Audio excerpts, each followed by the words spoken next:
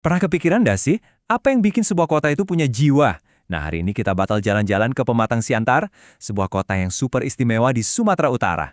Kita mau bongkar rahasia di balik rasa, suara, dan semangatnya yang wah, beda dari yang lain. Coba deh, bayangin kota asalmu. Apa sih yang bikin kangen? Makanan khasnya? Suara-suara yang cuma ada di sana? Atau mungkin cerita-cerita dari orang-orangnya? Nah, persis seperti itulah yang akan kita kulik bareng-barang dari Siantar hari ini. Anggap aja kita lagi berburu harta karun nih, buat nemuin jiwanya Siantar. Dan kita udah punya 4 petunjuk utama. Pertama, ada cita rasa ikonik dari tahun 1919. Terus, ada deru mesin yang bersejarah.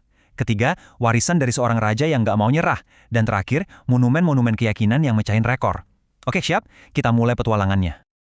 Oke, petunjuk pertama. Kita mulai dari yang seger-seger dulu ya. Tapi ini bukan sembarang minuman loh. Ini bener-bener kayak sejarah yang bisa kita minum dari botol. Coba bayangin deh, udah lebih dari 100 tahun. Soda badak ini udah jadi saksi bisu berbagai momen di Siantar. Dari yang senang-senang sampai yang sedih, minuman ini selalu ada. Wah, dia udah ngeliat semuanya beneran. Jadi, ini bukan sekedar soda biasa ya. Ini tuh udah kayak minuman wajib di setiap rumah di Siantar. Mau ada acara ulang tahun, nikahan, kumpul keluarga, pasti ada soda ini. Kelihatan banget kan betapa dalamnya minuman ini jadi bagian dari budaya mereka. Oke, dari rasa sekarang kita pindah ke suaranya Siantar. Anggap aja ini soundtrack kotanya. Dan percaya deh, sekali dengar suara ini, kamu nggak bakal bisa lupa. Kalau kamu bayangin becak itu yang dikayuh pelan-pelan, adem ayem, wah buang jauh-jauh pikiran itu. Becak Siantar ini beda banget. Ini tuh kayak monster di jalanan, tapi monster yang keren. Mesinnya menderu, tenaganya dari motor, ini separuh alat transportasi, separuh lagi karya seni. Nah, apa sih yang bikin suaranya menggelegar gitu? Jawabannya ada di mesinnya, motor antik BSA 500cc. Gede banget kan? Biar kebayang, 500cc itu kapasitas mesin motor gede, bukan mesin becak biasa. Pantes saja suaranya garang. Keren banget nggak sih kalau dipikir-pikir? Sesuatu yang awalnya dibikin buat perang, malah berubah jadi simbol kebanggaan sebuah kota. Perjalanannya itu loh, dari medan perang di Inggris sampai akhirnya warawiri di jalanan Siantar. Transformasinya itu luar biasa.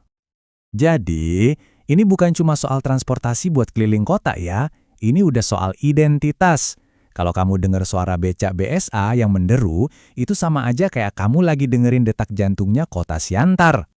Nah, setiap kota kan punya pahlawannya masing-masing. Di Siantar, salah satu sosok yang paling dihormati itu adalah raja terakhir mereka. Cerita tentang beliau ini penting banget buat kita ngerti semangat perlawanan dan persatuan di kota ini. Namanya Raja Sangnawalu Damanik.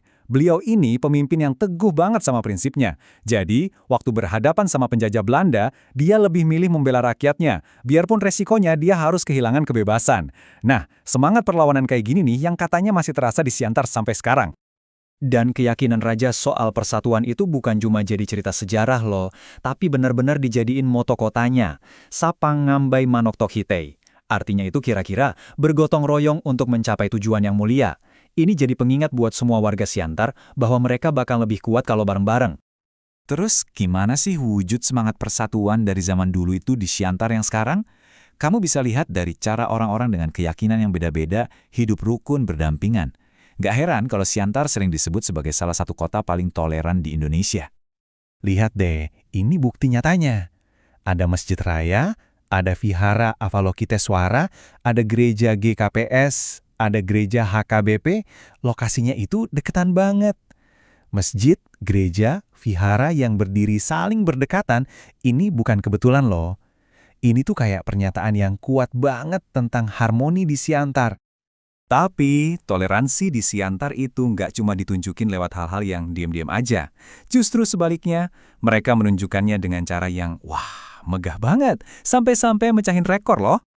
Contohnya ini, patung Dewi Kuan Im dengan tinggi 22,8 meter. Ini patung Dewi Kuan Im tertinggi se-Asia Tenggara. Biar kebayang, 22,8 meter itu kira-kira setinggi gedung 7 lantai. Gede banget kan? Ini benar-benar simbol keimanan sekaligus kebanggaan yang luar biasa buat masyarakat di sana.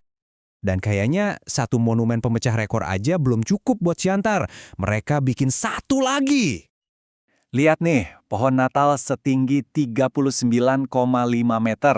Ini juga yang tertinggi se-Asia Tenggara. Dan ini bukan pohon Natal biasa yang cuma dipasang pas Desember aja terus dibongkar, bukan. Ini bangunan permanen. Jadi ini tuh simbol perayaan dan keimanan yang berdiri gagah sepanjang tahun. Oke, kita udah nyicipin sodanya, udah dengerin deru becaknya, dan udah takjub sama monumen-monumennya. Jadi kalau semua potongan puzzle ini kita satuin, apa sih yang bisa kita simpulkan tentang jiwanya pematang Siantar?